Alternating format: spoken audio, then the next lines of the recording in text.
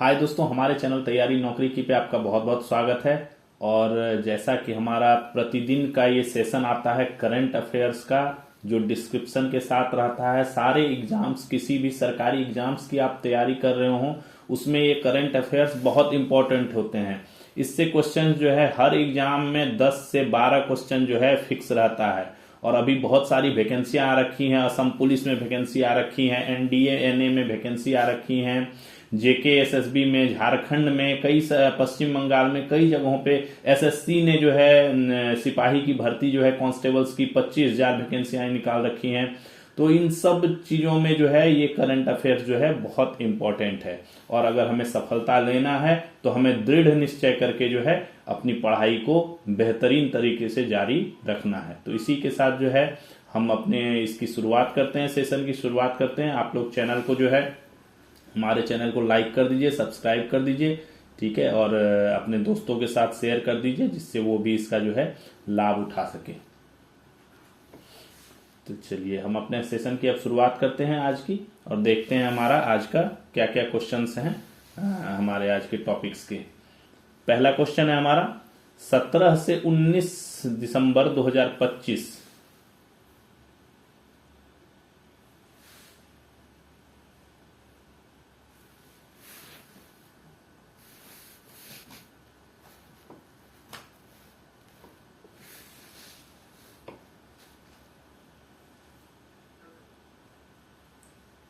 पहला क्वेश्चन है हमारा 17 से 19 दिसंबर 2025 को विश्व स्वास्थ्य संगठन के दूसरे वैश्विक पारंपरिक चिकित्सा शिखर सम्मेलन का आयोजन कहां किया जाएगा।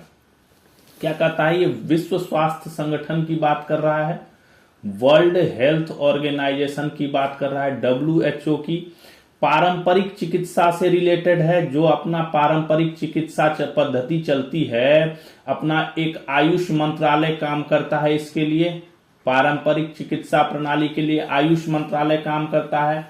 आयुष मंत्रालय का फुल फॉर्म क्या है, ए से आयुर्वेदा, और आयुर्वेदा, वाई से क्या है, योगा एंड नेचुरोपैथी, यू से क्या है, यूनानी, एस से क्या है, सिद्धा, और एच से क्या है, होम्योपैथी। ये सब मिलके जो है AYUSH, ये सारे मिलके जो है आयुष जो है ये मंत्रालय जो है ये काम करता है। आयुष मंत्रालय हमारी पारंपरिक जो ये चिकित्सा पद्धति है, चिकित्सा पद्धति इनके विकास के लिए काम करता है। पद्धति के विकास के लिए आयुष मंत्रालय काम करता है।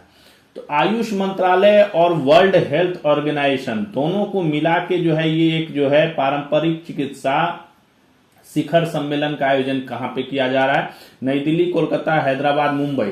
तो ये उत्तर इसका है नई दिल्ली। नई दिल्ली में किया जाएगा, नई दिल्ली उत्तर है। देखिए आपको डिटेल्स में बताते हैं हम। 17 से 19 दिसंबर को, 17 से 19 दिसंबर 2025 तक जो है नई दिल्ली में WHO के दूसरे वैश्विक पारंपरिक शिखर सम्मेलन का आयोजन किया जाएगा। विश्व स्वास्थ्य संगठन यानी WHO और भारत सरकार का कौन, आयुष मंत्रालय, आयुष यानी WHO और प्लस कौन, आयुष मिनिस्ट्री मिलके ये शिखर सम्मेलन का आयोजन करेगा। यह शिखर सम्मेलन किसमें, संतुलित, समावेशी और सतत स्वास्थ्य प्रणालियों के साझा दृष्टिकोण को आगे बढ़ाने के लिए दुनिया भर के नीति निर्माताओं, वैज्ञानिक, चिकित्सक, स्वदेशी ज्ञानधारक और नागरिक समाज के नेताओं को ये एक साथ लाएगा। एक साथ ज्वाइंट है ये। इस शिखर सम्मेलन का विषय क्या रखा गया है, किस थीम पे ज्यादा चर्चा है, संतुलन की बहाली, ठीक है, संतुलन की बहाली, स्वास्थ्य और कल्याण का विज्ञान और अभ्यास, स्वास्थ्य और कल्याण का विज्ञान और अभ्यास, ये इसका जो है थीम रखा गया, विषय रखा गया। पहला सम्मेलन जो था वो 2023 में हुआ था, फर्स्ट सम्मेलन 2023 में हुआ था, ठीक है। वो भी कहां पे, गुजरात के गांधीनगर में, गुजरात के गांधीनगर में हुआ था। गांधीनगर में इसका सम्मेलन का आयोजन हुआ था। और दूसरा अभी कहां, नई दिल्ली में हो रहा है। विश्व स्वास्थ्य संगठन की वैश्विक पारंपरिक चिकित्सा रणनीति, जो इन्होंने रणनीति 25 से 34 बना रखा है, 2025 से 2034 की रणनीति बनी हुई है, ठीक है। इसके मार्गदर्शन में आयोजित यह शिखर सम्मेलन इस बात पर केंद्रित होगा कि पारंपरिक चिकित्सा प्रणालियां जन केंद्रित स्वास्थ्य सेवा और वैश्विक कल्याण में किस प्रकार सार्थक योगदान दे सकती है। किस तरह के पब्लिक ओरिएंटेड होना चाहिए, ठीक है, पब्लिक हेल्थ ओरिएंटेड होना चाहिए, और जो क्या वर्ल्ड के कल्याण के लिए भी होना चाहिए। इन दोनों चीजों को मिलाते हुए पारंपरिक चिकित्सा श्रेणी को बढ़ावा देने के लिए ये आयोजित किया जा रहा है, ठीक है। नई दिल्ली में है और ये कितनावां है, दूसरा है, ये दूसरा शिखर सम्मेलन है। पहला तो बता ही दिया मैंने, 2023 में आयोजित हुआ था। अगला क्वेश्चन देखिए, किस राज्य ने देश में पहला पैराग्लाइडिंग जो होता है, पैराग्लाइडिंग पायलट के लिए हवा में उड़ते हुए अपनी लोकेशन और इमरजेंसी सिग्नल भेजने वाला डिवाइस तैयार किया है। अभी तक जो है ना, जो डिवाइसेस थे उससे जो है कनेक्शन नहीं हो पाता था। अगर कोई इमरजेंसी आ गई, कोई किसी जगह पे अगर पैराग्लाइडिंग कर रहा है और वहां पे फंस गया, तो उसकी एग्जैक्ट लोकेशन पता नहीं हो पाती थी, ना वो कोई संकेत दे पाता था कि हम इमरजेंसी में हैं, और अपनी बचाव टीम को या जो कंट्रोल सेंटर है उसको कोई इंफॉर्मेशन नहीं दे पाता था। तो अभी जो है ये राज्य ने, किस राज्य ने किया, अरुणाचल प्रदेश, आंध्र प्रदेश, केरल, हिमाचल प्रदेश। उत्तर इसका है हिमाचल प्रदेश, इसका उत्तर है हिमाचल प्रदेश ने ये जो है किया है। डिटेल्स देखिए, हिमाचल प्रदेश देश का पहला राज्य बन गया है जहां पैराग्लाइडिंग पायलट हवा में उड़ते हुए अपनी लोकेशन और इमरजेंसी सिग्नल जो है भेज सकेंगे। पर्यटन विभाग के द्वारा मिनिस्ट्री, जो टूरिज्म डिपार्टमेंट, कौन, HP हिमाचल प्रदेश, किससे अप्रूवल लेके, मिनिस्ट्री ऑफ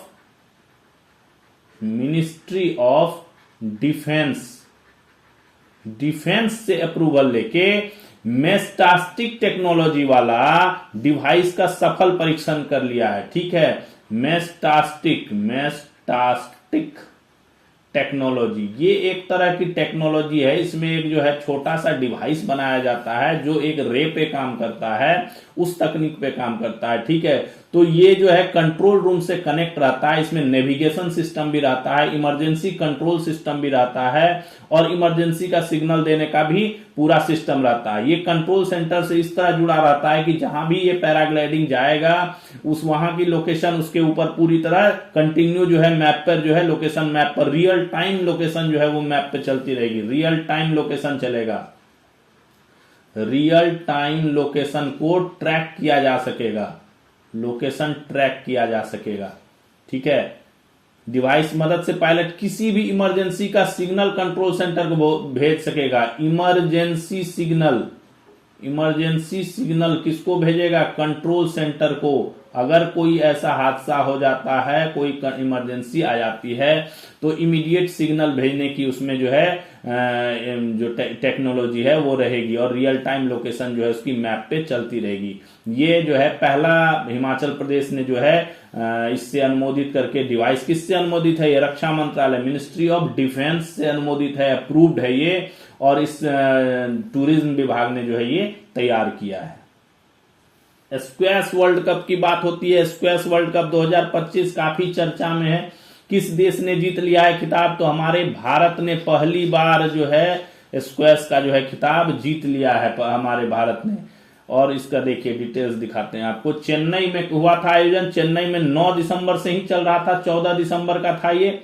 और आयोजित स्क्वैश वर्ल्ड कप 2025 का खिताब जो है भारत ने किसको, हांगकांग को हराकर जो है जीत लिया है। इंडिया जीत गया है, इंडिया पहली बार जीता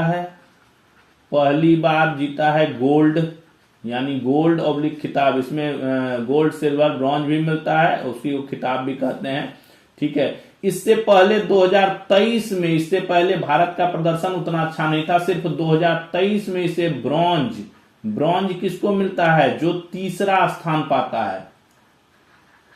जो तीसरा स्थान पाता है उसको ब्रॉन्ज मिलता है, दूसरे स्थान वाले को सिल्वर मिलता है। तो 2023 में जो वर्ल्ड कप हुआ था, हर 2 साल पे ये आयोजन किया जाता है, ठीक है। तो जो 2023 का वर्ल्ड कप हुआ था उसमें भारत का जो प्रदर्शन था वो थोड़े हद तक ठीक था, उसमें जो है तीसरा स्थान प्राप्त किया। बट इस बार जो है भारत ने पहली बार जो है ये खिताब जीत लिया, वर्ल्ड कप का गोल्ड मिला है। इसमें योगदान किसका रहा? ज्योत्सना चिनप्पा, अभय सिंह और नई जो सेंसेशन है स्क्वैश की अनाहत सिंह, काफी चर्चित नाम है आज के डेट में अनाहत सिंह। ये न्यू सेंसेशन है, new sensation of squash world, ठीक है। तो इसमें जो है इनका काफी योगदान रहा। पिछला विश्व कप 23 में जो आयोजित किया गया था जिसमें मिस्र ने खिताब जीत लिया था और मलेशिया दूसरे स्थान पर था। मिस्र ने मलेशिया को हराकर जो है जीत लिया था। मिस्र का ही अभी सबसे ज्यादा खिताब इसमें जो है मिस्र इस वर्ल्ड कप में दबदबा बनाए रखता है। बट इस बार भारत ने जो है सभी को हरा करके जो है पहली बार गोल्ड जीत लिया है। इससे आगे का रास्ता भी प्रशस्त हो गया। आगे जो ओलंपिक्स वगैरह में जो 2028 के ओलंपिक्स में जो स्क्वैश वगैरह शामिल किया गया है उसमें भी भारत का रास्ता खुल गया है। भारत के प्रदर्शन से उम्मीद की जा रही है कि उसमें भी जो है ओलंपिक में जो है हमें जो है मेडल्स मिलेंगे। मझगांव डॉक शिप बिल्डर्स बहुत इंपॉर्टेंट कंपनी है, डिफेंस से रिलेटेड है। Mazagon Dock Shipbuilders Limited, MDL कहा जाता है इसको, Mazagon Dock Shipbuilders L से लिमिटेड, ठीक है, ने स्कॉर्पिन क्लास सबमरीन्स और अन्य नौसैनिक जहाजों के मेंटेनेंस, लाइफ साइकिल सपोर्ट और तकनीकी जानकारी के आदान प्रदान हेतु भारतीय नौसेना के साथ साथ किस देश की नौसेना के साथ करार किया है? इसने एक किसी विदेशी देश की नौसेना, इंडियन नेवी के साथ साथ किसी और नौसेना के साथ करार किया है। किस लिए? स्कॉर्पिन क्लास के जो सबमरीन्स और पनडुब्बी हैं इनकी और नौसैनिक जहाजों के मेंटेनेंस के लिए और होल लाइफ सपोर्ट के लिए जो है और टेक्निकल चीजों के आदान प्रदान के लिए जो है एक समझौता किया है। किसके साथ किया है? तो ये किया है ब्राजीलियन नेवी के साथ। ब्राजीलियन नेवी के साथ, ख नंबर इसका उत्तर है, ब्राजीलियन नेवी के साथ जो है इन्होंने समझौता किया है। डिटेल्स देखिए, Mazagon Dock Shipbuilders Limited क्या है? रक्षा मंत्रालय के अंतर्गत। देखिए सर यहां देखिए MDL जो है हमारा वो किसके अंदर काम करता है? मिनिस्ट्री ऑफ डिफेंस, MOD के अंतर्गत काम करता है। मिनिस्ट्री ऑफ डिफेंस के अंतर्गत काम करता है। मिनिस्ट्री ऑफ डिफेंस, रक्षा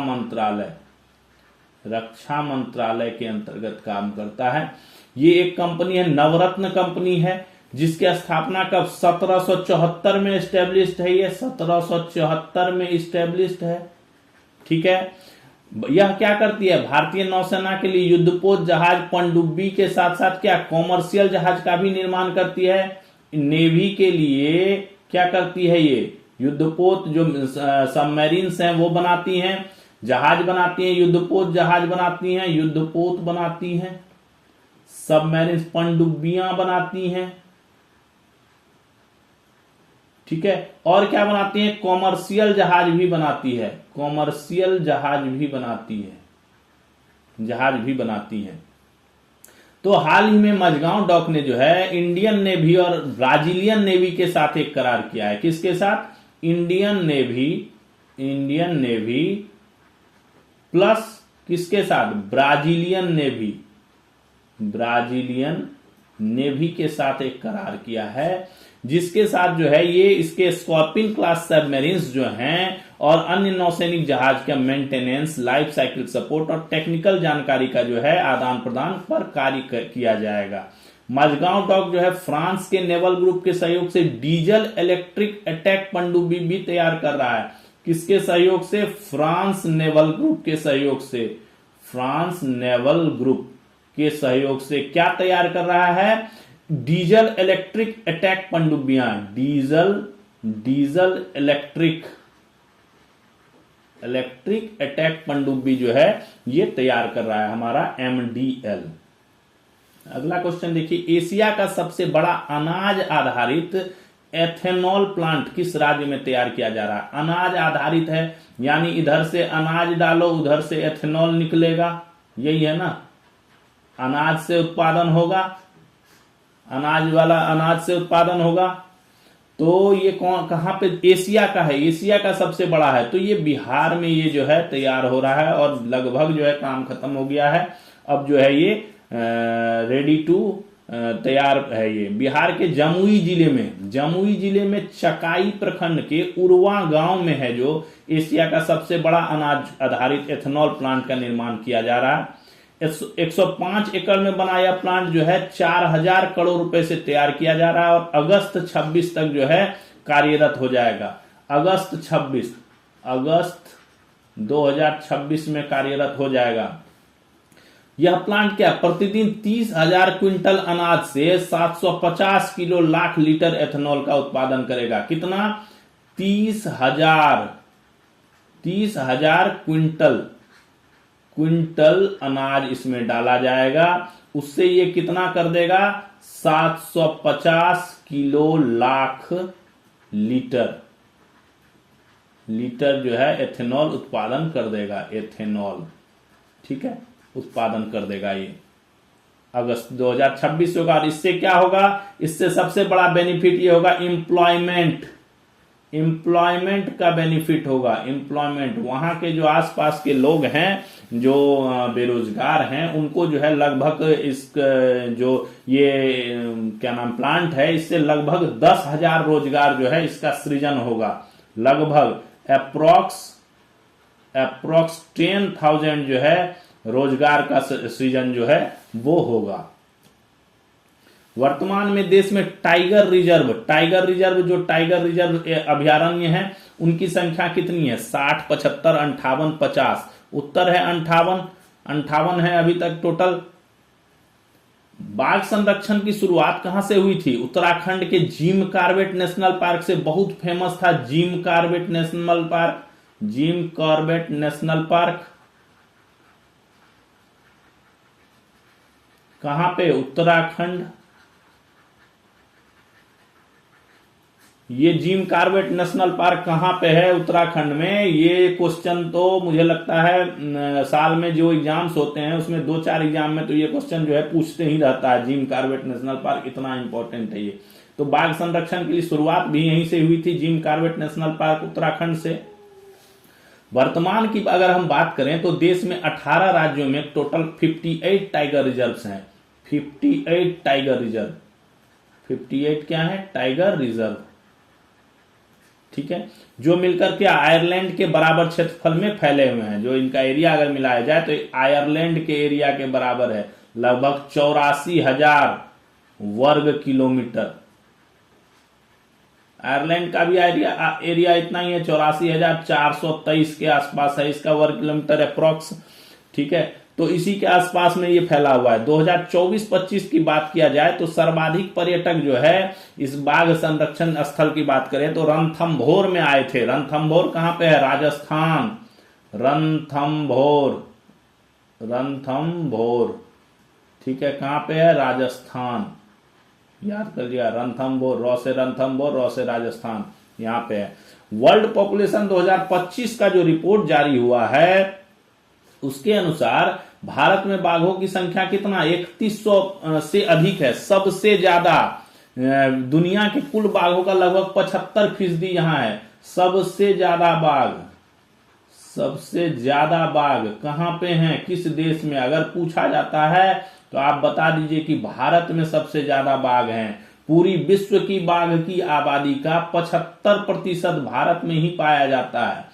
दूसरे नंबर पर भारत के बाद जो है रूस में है 750, इंडोनेशिया में 400 और तीसरे नंबर पे अपना चौथे नंबर पे नेपाल में जो है 355 बाघ जो हैं। तो भारत बाघ के संरक्षण के क्षेत्र में काफी उन्नत हो रहा है। इसी तरह चीता का भी संरक्षण बहुत ज्यादा किया जा रहा है। चलिए चीता वाला क्वेश्चन भी अभी आगे आएगा।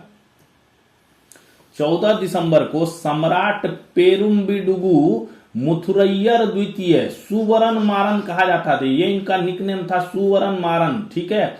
पेरुम्बिडुगु मुथरैयर द्वितीय के सम्मान में जो है 14 दिसंबर को डाक टिकट जारी किया है इंडिया पोस्ट ने।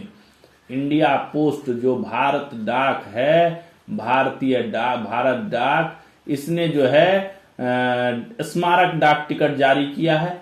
स्मारक डाक टिकट जारी किया है, उस पे इनका चित्र है। ठीक है, इन्होंने किस राज्य पे शासन किया था? पहले तो देखेंगे हम कि ये किस वंश के शासक थे और इन्होंने किस राज्य पे शासन किया। तो राज्य की बात हो रही है तो ये इसका उत्तर है तमिलनाडु। तमिलनाडु के राज्य में अपना इन्होंने शासन किया था। डिटेल्स देखिए, सम्राट पेरुम्बिडुगु मुथरैयर जो है ये 7वीं से 9वीं शताब्दी के बीच में एक वंश था, मुथरैयर वंश। देखिए यहां पे मैं अलग अलग लिख देता हूं, मुथरैयर वंश। ठीक है, ये कब से कब तक शासन था इनका? 7वीं से 9वीं शताब्दी तक। 7वीं से 9वीं शताब्दी तक शासन था। ठीक है, बेसिकली ये तंजावुर इलाके के थे। तंजावुर इलाके में इनका शासन था। तंजावुर इलाके में, तिरुचिरापल्ली इलाके में था इनका। तिरुचिरापल्ली इलाके में था। ठीक है, तो ये क्या थे? ये जो वंश था अपना मुथरैयर वंश जो था, ये वंश क्या था? पहले ये पल्लव शासकों जो थे, जो पल्लव वंश था, पल्लव वंश के शासकों के ये सामंत होते थे। सामंत होते थे। बाद में ये शक्तिशाली हो गए, बाद में शक्तिशाली बन गए, इनका वंश हो गया, इनके राजा राज करने लग गए। ठीक है, जो ये पेरुम्बिडुगु मुथरैयर थे, इनका नाम दिया गया था, इन्हें सुवर्ण मारन कहा जाता था और शत्रु भयंकर के नाम से भी जाना जाता था। 2 इनके नाम थे, सुवर्ण मारन और शत्रु भयंकर। इन्होंने 705 से 745 लगभग 4 दशकों तक शासन किया। 4 दशकों तक, काफी दिनों तक शासन किया। तिरुचिरापल्ली से शासन किया इन्होंने। ये तमिल संस्कृति के महान संरक्षक के रूप में इनको जाना जाता है। दूरदर्शी प्रशासक, एडमिनिस्ट्रेटर काफी अच्छे थे और महान मंदिर निर्माता प्रणाली से जो है, इनकी वास्तुकला प्रणालियों से जो है दूसरे वंश भी प्रभावित थे। चोल इनसे बहुत प्रभावित हुए थे। चोल वंश प्रभावित था इनके इन वास्तुकला प्रणालियों से। इन्होंने पल्लवों के सामंत के रूप में तंजावुर क्षेत्र पर भी शासन किया था। इन्होंने शैव विद्वानों को संरक्षण दिया। उनकी वास्तुकला ने चोलों को भी प्रभावित किया। तमिलनाडु से प्राप्त विभिन्न शिलालेख उनके जल प्रबंधन में योगदान की पुष्टि करते हैं। जल प्रबंधन में भी इनका बहुत योगदान था। जल प्रबंधन के टेक्नोलॉजी में, जल प्रबंधन तकनीक, इनमें इनका बहुत ज्यादा योगदान था। तो काफी प्रसिद्ध राजा थे ये, लेकिन ऐतिहासिक दृष्टिकोण से इनको उतनी प्रसिद्धि नहीं मिली। उसी अहमियत को बढ़ाने के लिए जो है भारतीय डाक ने इन्हें सम्मान के तौर पर जो है इनके स्मृति में जो है स्मारक डाक टिकट जो है वो जारी किया है। और स्मारक डाक टिकट जारी करने के बाद प्रधानमंत्री, राष्ट्रपति, उपराष्ट्रपति, गृह मंत्री सभी ने जो है इस अवसर पर जो है इन्हें जो है भारतीय डाक की सराहना की है कि ये डाक टिकट जारी करने के लिए सराहना की है। प्रधानमंत्री ने तो अपील की है जो युवा हैं वो इनकी जीवनी पढ़ें। ये आदर्श थे, बहुत अच्छे थे, दूरदर्शी प्रशासक थे और इनका जीवनी को पढ़ें जिससे आपको काफी ज्ञान मिलेगा, मोटिवेशंस मिलेंगी। चलिए अगला क्वेश्चन देखिए, रक्षा संपदा दिवस। रक्षा संपदा दिवस क्या है? रक्षा संपदा दिवस डिफेंस स्टेट्स की बात हो रही है। स्टेट्स, संपदा, स्टेट्स डे, ठीक है, इसकी बात हो रही है। स्टेट, संपदा जो होता है, संपदा, ठीक है, संपदा कब मनाया जाता है? डिफेंस संपदा दिवस तो ये 16 दिसंबर को मनाया जाता है। कब मनाया जाता है? 16 दिसंबर को। देखिए डिस्क्रिप्शन में है, रक्षा संपदा दिवस कब? 16 दिसंबर को मनाया जाता है। 16 दिसंबर 1926 को रक्षा मंत्रालय के दिन भूमि और छावनी विभाग के रूप में इस विभाग को औपचारिक रूप दिया गया था। कब स्थापना हुई? 16 दिसंबर 1926 को, ठीक है। कि क्या नाम दिया गया था, भूमि और छावनी विभाग, भूमि और छावनी विभाग नाम दिया गया था। ठीक है। 1765 में पहला छावनी कहां पे स्थापित हुआ, 1765 में बैरकपुर, नाम सुने होंगे बैरकपुर, पश्चिम बंगाल में बैरकपुर में पहली छावनी थी ये, पहली छावनी। ठीक है, छावनी जो आर्मी की छावनी होती है वो छावनी है, पहली छावनी स्थापित की गई। उसके बाद दानापुर में 1766, मेरठ 1803, अंबाला 1843, दिल्ली 1915, इन सब जगह पर ऐसी ऐसी छावनियां स्थापित हुई। ये जो विभाग है भूमि और छावनी विभाग, ये विभाग आज रक्षा मंत्रालय के अधीन भारत सरकार की सबसे बड़ी भू संपत्ति का प्रबंधन करता है, भू संपत्ति का जो है मैनेजमेंट करता है, स्टेट्स का मैनेजमेंट करता है, स्टेट्स मैनेजमेंट करता है ये।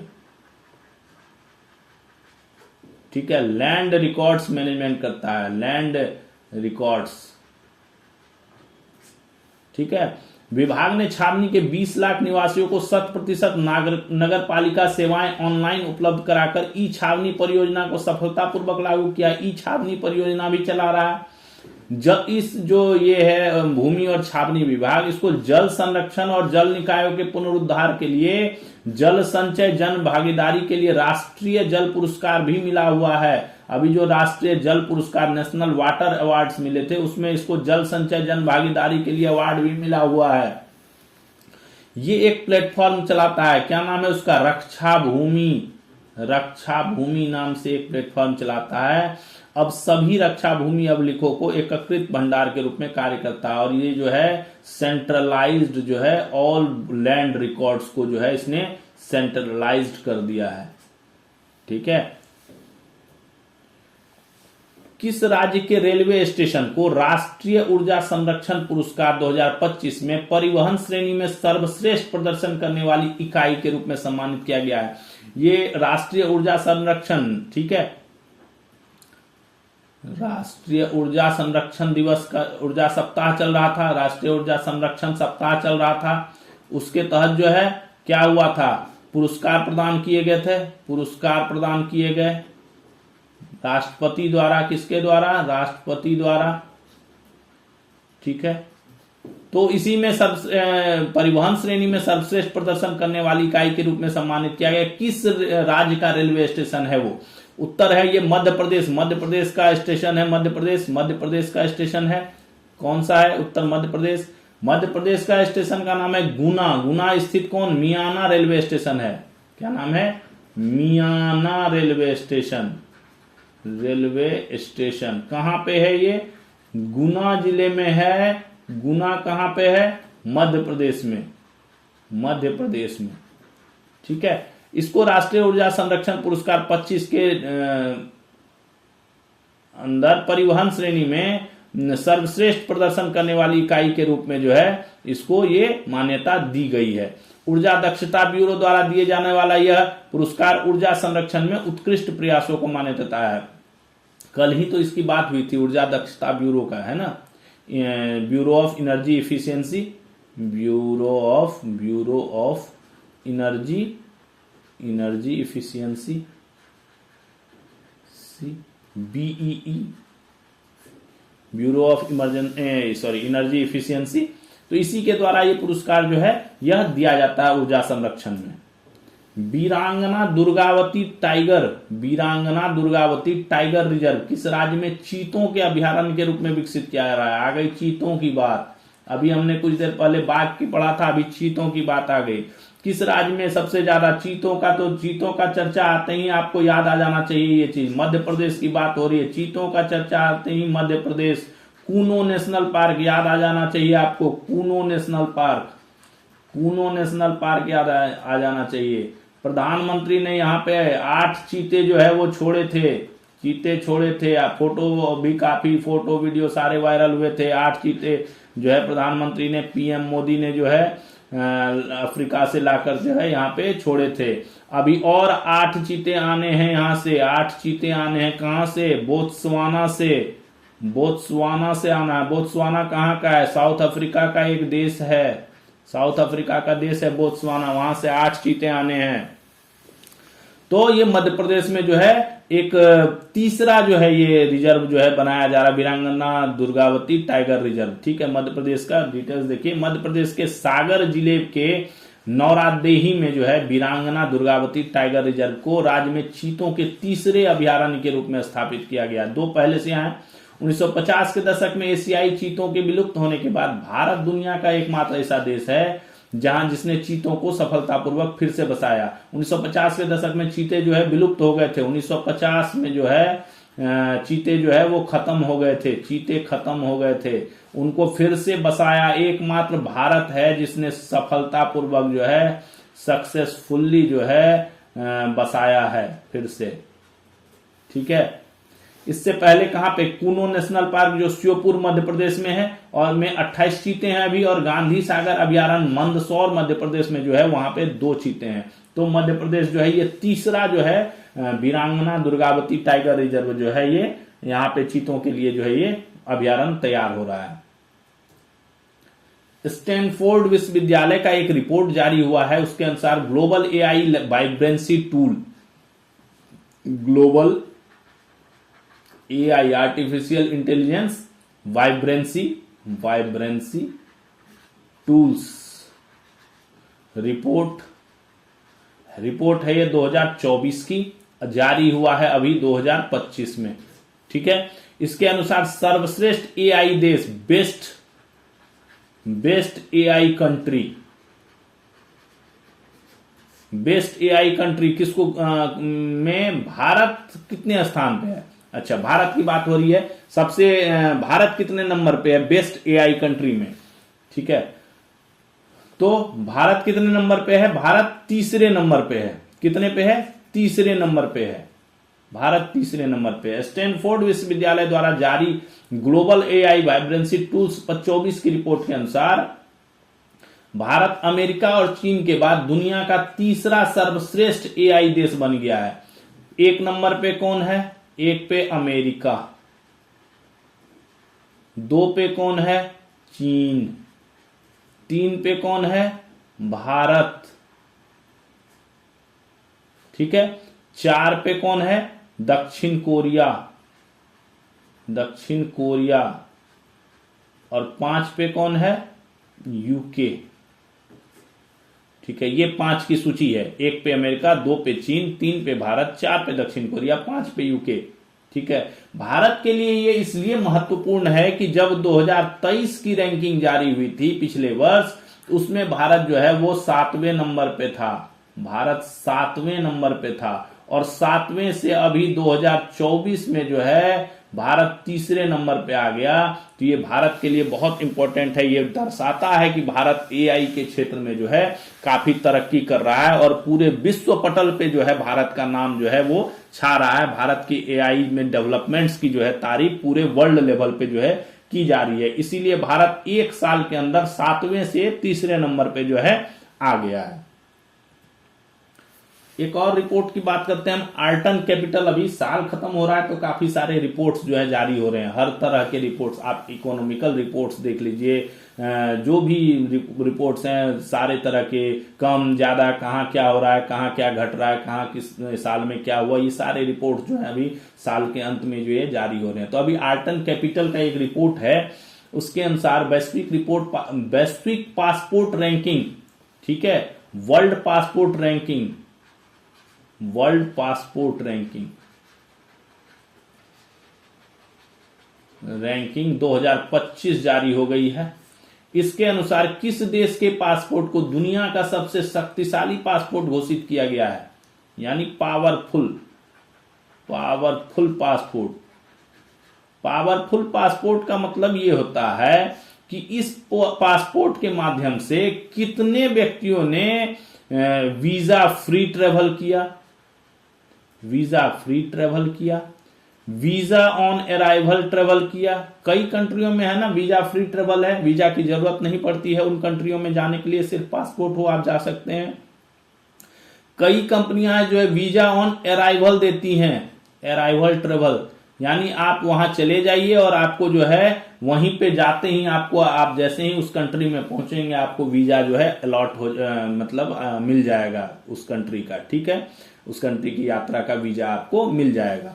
तीसरा ETA है, जो इलेक्ट्रॉनिक टिकट ऑथराइजेशन है। ETA इलेक्ट्रॉनिक टिकट ऑथराइजेशन के माध्यम से कितने लोगों ने यात्रा की।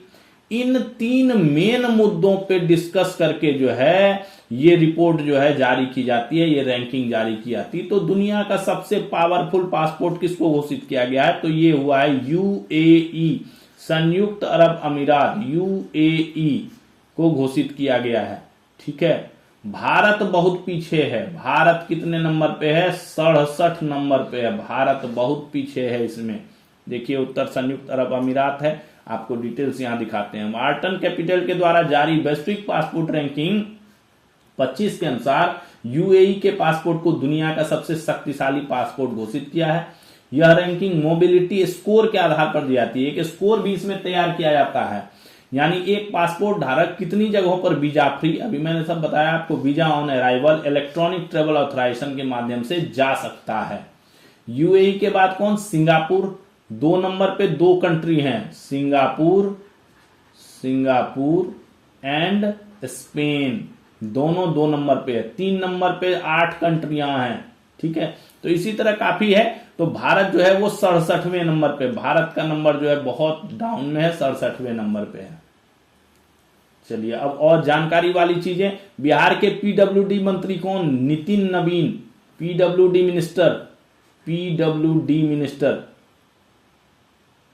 मिनिस्टर। पब्लिक वर्क्स डिपार्टमेंट, लोक कार्य मंत्रालय जो है, लोक कार्य विभाग मंत्रालय, ठीक है ना, लोक कार्य विभाग मंत्रालय।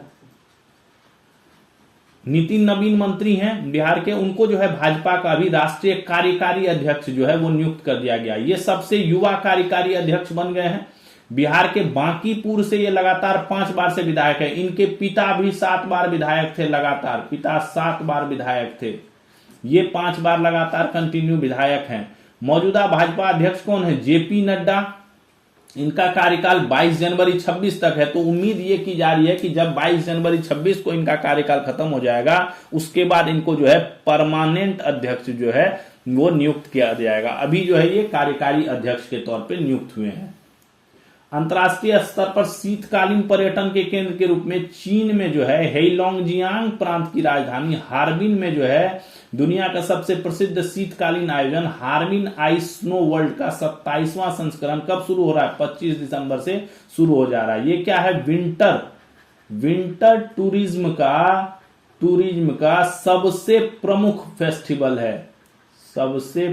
फेस्टिवल है, विंटर टूरिज्म का। और इस बार मान्यता है कि यहां पे 40 लाख लोग आएंगे, ठीक है। रेल मंत्रालय ने नवंबर 2021 में भारत गौरव ट्रेन नीति लागू किया था। भारत गौरव ट्रेन, देखिए अभी आपने सुना होगा कि भारत गौरव ट्रेन चल रहा है, भारत गौरव ट्रेन, ठीक है। ये क्या है अभी बताते हैं आपको।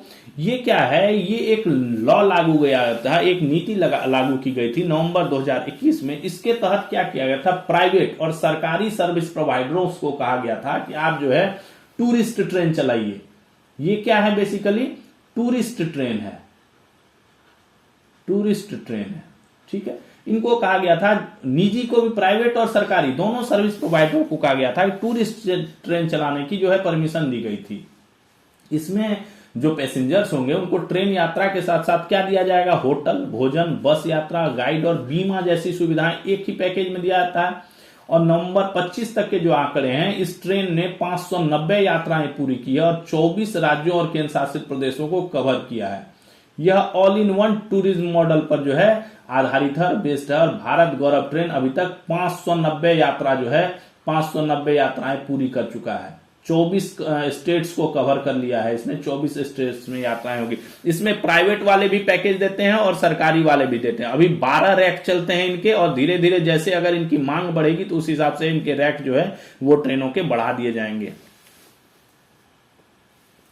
श्री राजकुमार गोयल को क्या हो गया, केंद्रीय सूचना आयोग में जो है मुख्य सूचना आयुक्त जो है नियुक्त किया गया, chief information commissioner, CIC chief information commissioner जो है नियुक्त किया गया। इसके अलावा 8 नए सूचना आयुक्त भी नियुक्त किए गए हैं, इंफॉर्मेशन कमिश्नर भी नियुक्त हो गए हैं। कौन कौन है? सुरेंद्र सिंह मीना, आशुतोष चतुर्वेदी, श्री स्वागत दास, श्री सुधारानी रेलांगी, श्री PR रमेश, श्री खुशवंत सिंह सेठी, सुश्री जया वर्मा सिन्हा और श्री संजीव कुमार जिंदल। ठीक है, ये है सूचना आयुक्त। और मुख्य सूचना आयुक्त हमारे जो नियुक्त हुए हैं वो है राजकुमार गोयल। तो हमें राजकुमार गोयल जी को याद रखना पड़ेगा, किसी एग्जाम में ये आ सकता है। ये नई नियुक्ति बहुत इंपॉर्टेंट है। राष्ट्रपति ने इन्हें शपथ पद और गोपनीयता की शपथ दिलाई है। विशाखापत्तनम में क्या हुआ? विशाखापत्तनम में इंडियन नेवी ने जो है एक मैराथन का 10वां संस्करण का आयोजन किया गया। इसमें 17 देश के विदेशी नागरिकों सहित 1700 से अधिक धावकों ने भाग लिया है। आजकल फिटनेस पे काफी ज्यादा ध्यान है, फिटनेस के मैराथन, ट्रायथलॉन, काफी चीजें हो रही हैं। तो उसी के नेवी ने जो है विशाखापत्तनम नेवी मैराथन का 10th एडिशन का जो है आयोजन किया, जिसमें 17 विदेशी फॉरेन कंट्रीज के नागरिकों ने हिस्सा लिया। भारतीय नौसेना है, ठीक है, नेवी जो है 17 दिसंबर को क्या कर रही है? गोवा स्थित INS हंसा में नौसेना प्रमुख कौन? एडमिरल दिनेश त्रिपाठी हैं हमारे, की उपस्थिति में अपने दूसरे MH-60R जो हेलीकॉप्टर स्क्वाड्रन है इनका, उसमें INS 335, INS 335,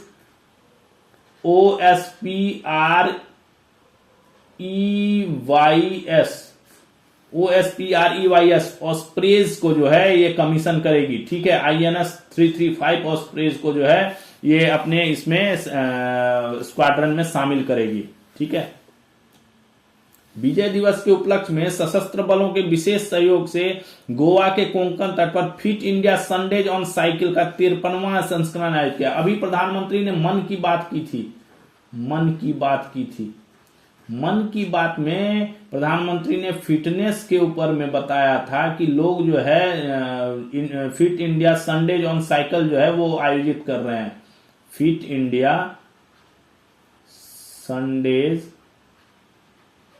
ऑन साइकिल, ठीक है, यानी संडे को जो है साइकिल पे जो है फिट इंडिया मूवमेंट के तहत जो है कुछ आयोजन किए जाते हैं। तो ये बेसिकली अभी आयोजित किया जाता था सिर्फ न्यू दिल्ली में, सिर्फ ये दिल्ली राष्ट्रीय राजधानी क्षेत्र में किया जाता था।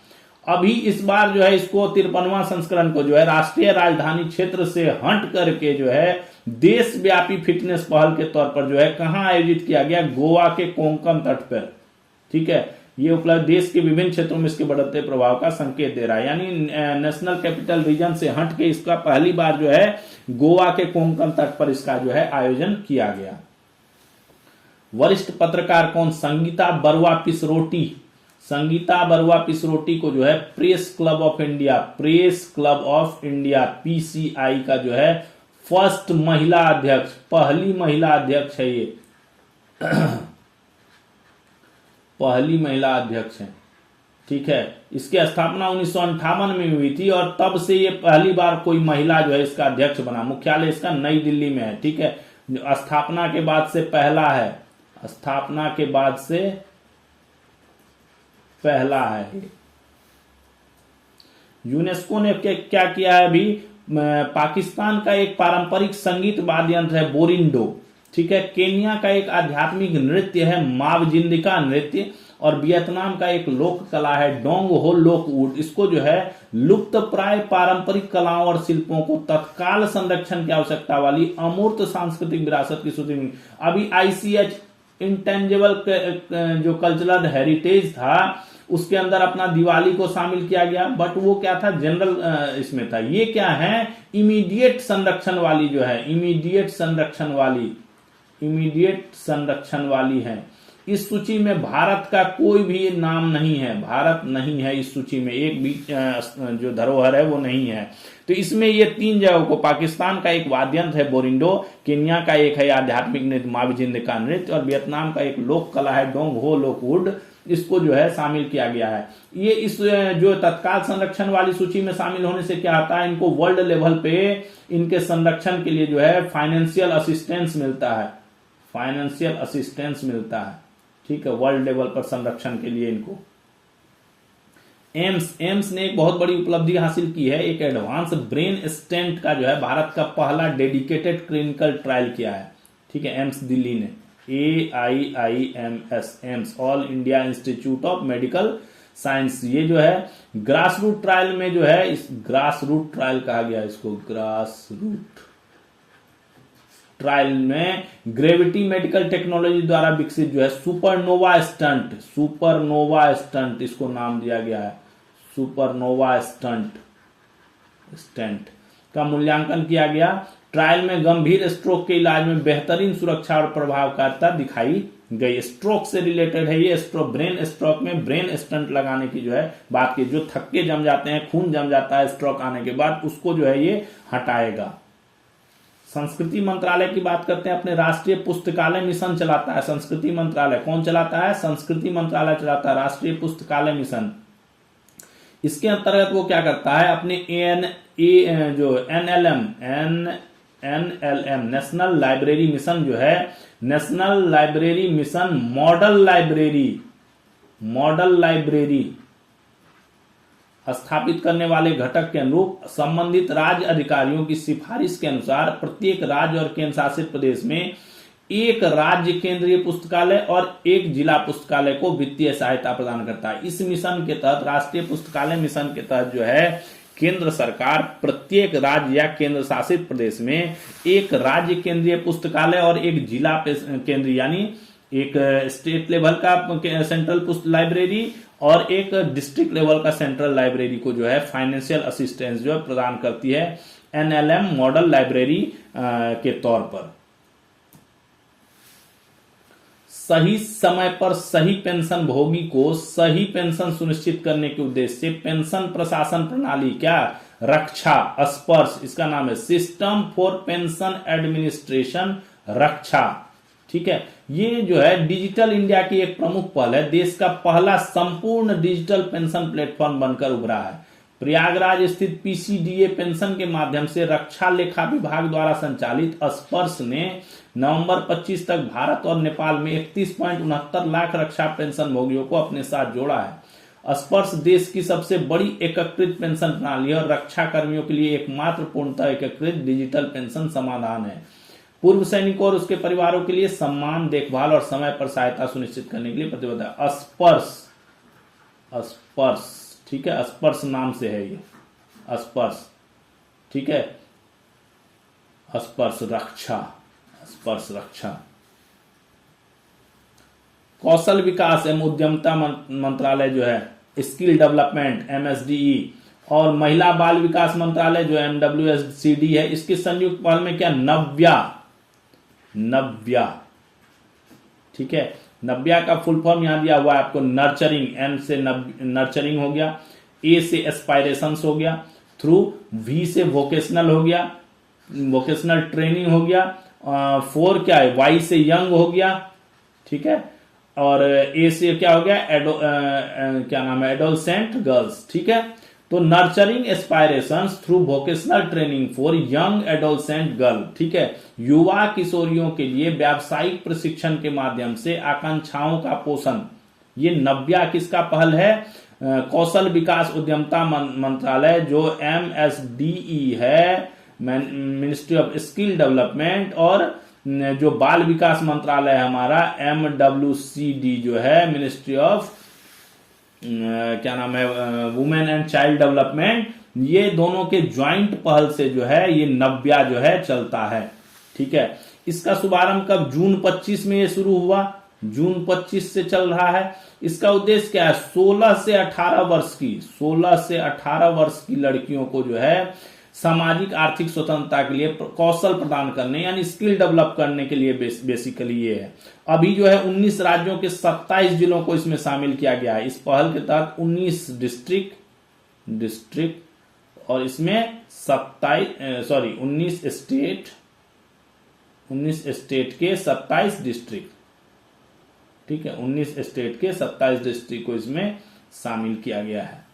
नव्या पहल के अंतर्गत प्रधानमंत्री कौशल विकास योजना 4.0 जो है, उसके तहत 3850 किशोर एवं महिला सहायकों को प्रशिक्षण देने का लक्ष्य गया। टारगेट है इसके तहत 3850 को ट्रेंड करना, ठीक है, और इनको क्या सिखाया जाता है? Digital marketing, cyber security, AI सक्षम सेवाएं, हरित रोजगार और अन्य उभरते क्षेत्रों जैसे गैर पारंपरिक और भविष्योन्मुखी रोजगार भूमिकाओं में उन्हें ट्रेंड किया जा रहा है।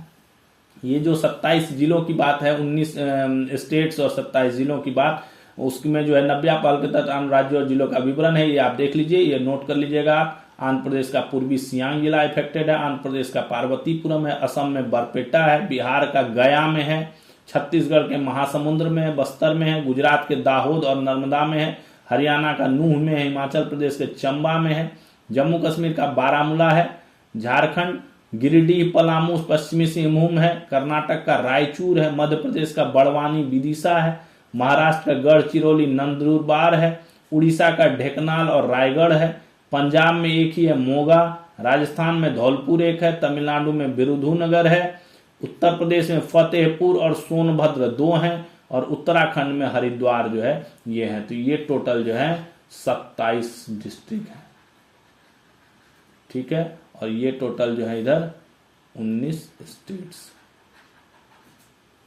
स्टेट्स और 27 डिस्ट्रिक्ट।